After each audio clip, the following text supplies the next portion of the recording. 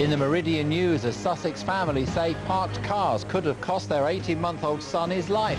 The cars prevented an ambulance from getting through. Join me, Jeff Clark, after news at 10.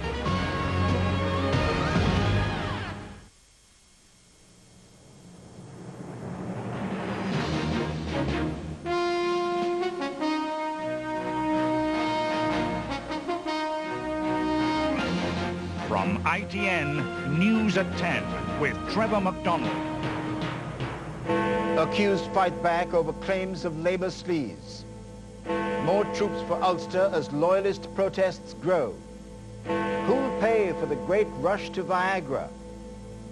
Penalties curse puts Holland out and Brazil into the final. And a special report on the heroes of the Florida fires. Good evening. Tony Blair today refused to sack one of his senior policy advisors who's been caught up in a row about cash for contacts. He said he wouldn't dismiss Roger Liddell unless there was concrete evidence that he'd acted improperly. But the Prime Minister did say that the government had to be purer than pure and said he'd insist on the very highest standards. Derek Draper, the loyalist at the centre of the controversy, admitted today that he'd been guilty, but only of being boastful and big-mouthed and nothing more. Here's our political correspondent, Hugh Pym. Tonight, the Downing Street policy advisor at the centre of this lobbying row was refusing to elaborate on statements he'd made over the last 2 days. I'm very sorry. I'm not doing any more. Roger Liddell had earlier denied he was ready to arrange meetings between clients of a lobbying firm and leading figures in the government.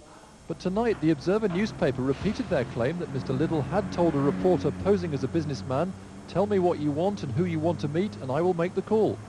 And the reporter, Gregory Palast, had with another witness made a sworn statement to that effect. All this after the Prime Minister's official spokesman had led a concerted attack on the Observer, ridiculing their failure to produce a tape recording of the conversation. Mr. Blair himself said with no evidence of wrongdoing he would not sack Mr. Liddell, but he sounded a cautionary note. I think we have to be very careful with people fluttering around the new government, trying to make all sorts of claims of influence, that we are purer than pure, that people understand that we will not have any truck with anything that is improper in any shape or form at all. No longer fluttering around the government, the other player in this drama was facing up to his critics. The lobbyist Derek Draper had allegedly bragged to the Observer reporter he could buy influence in the government and introduced him to Roger Liddell. His line, "I may have a big mouth, but I've not been unethical." I realise my remarks, as presented by Mr. Palast, may appear arrogant and boastful, and I regret this. But the quotations are incomplete, taken out of context, and combined to wholly misrepresent what was, after all, a pitch for business.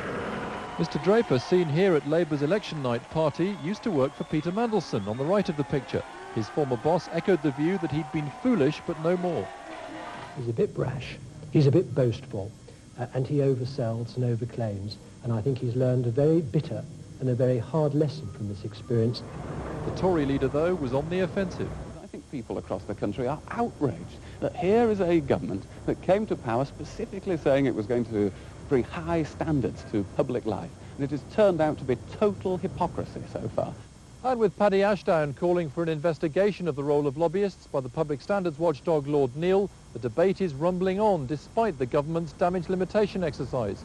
One Labour MP said this should never have happened. We should have tightened the rules on lobbying when we took office. And criticism of the government may well surface at tomorrow's meeting of the Parliamentary Labour Party. Hugh Pym, News at 10, Westminster.